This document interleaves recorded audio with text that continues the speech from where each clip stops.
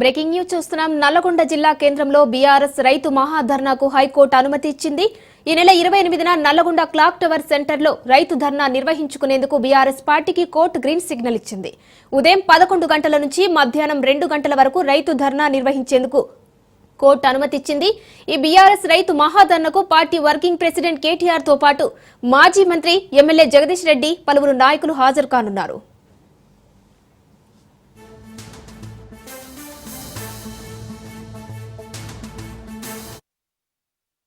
నల్లగొండ జిల్లా కేంద్రంలో బీఆర్ఎస్ రైతు మహాధర్నాకు హైకోర్టు అనుమతి ఇచ్చింది. ఈ నెల 28న నల్లగొండ క్లాక్ టవర్ సెంటర్లో రైతు ధర్నా నిర్వహించుకునేందుకు బీఆర్ఎస్ పార్టీకి కోర్టు గ్రీన్ సిగ్నల్ ఇచ్చింది. ఉదయం 11 గంటల నుంచి మధ్యాహ్నం 2 గంటల వరకు రైతు ధర్నా నిర్వహించుకునేందుకు కోర్టు అనుమతి ఇచ్చింది. ఈ బీఆర్ఎస్ రైతు మహాధర్నాకు పార్టీ వర్కింగ్ ప్రెసిడెంట్ కేటీఆర్ తో పాటు మాజీ మంత్రి ఎమ్మెల్యే జగదీష్ రెడ్డి పలువురు నాయకులు హాజరు కానున్నారు.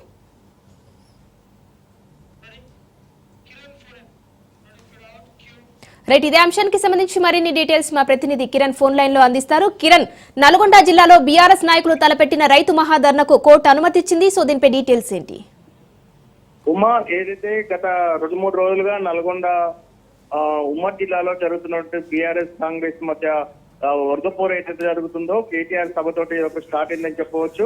అయితే ఈ నెల 21న కేటీఆర్ తలపెట్టినటువంటి రైతు మహాధర్నాకు పర్మిషన్ ఇవ్వకపోవడం, పోలీసులు శాంతి భద్రతలు మరియు ట్రాఫిక్ సమస్యల కారణంగా పర్మిషన్ ఇవ్వకపోవడంతో టీఆర్ఎస్ శ్రేణులు యొక్క సవాల్ను స్వీకరిస్తూ హైకోర్టు వెళ్లడం జరిగింది. హైకోర్టు ఈ రోజు ఈ నెల 28న మహాధర్నా నిర్వహించుకోవాలని, అది కూడా ఉదయం 10 గంటల నుంచి మధ్యాహ్నం 2 గంటల వరకు సభ పూర్తి చేయాలని కూడా ఆదేశాలు ఇవ్వడంతో బీఆర్ఎస్ శ్రేణులు అయితే ఈ యొక్క సభను విజయవంతం చేసేందుకైతే అన్ని కసరత్తులు పూర్తి చేస్తున్నారు. అయితే గత 2 రోజులుగా జరుగుతున్నట్టు పరిణామాల మధ్య ఇటు కాంగ్రెస్ బీఆర్ఎస్ మధ్య వర్గపోరు తీవ్ర స్థాయికి చేరిందని చెప్పవచ్చు. ఒకరిపై ఒకరు నాయకులు పరస్పరంగా విమర్శించుకోవడము ఈ నెల 28న ఇవ్వడంతో టీఆర్ఎస్ శ్రేణులు అయితే సంతోషం వ్యక్తం చేస్తున్నాయి. Uma, right, thank you Kiran.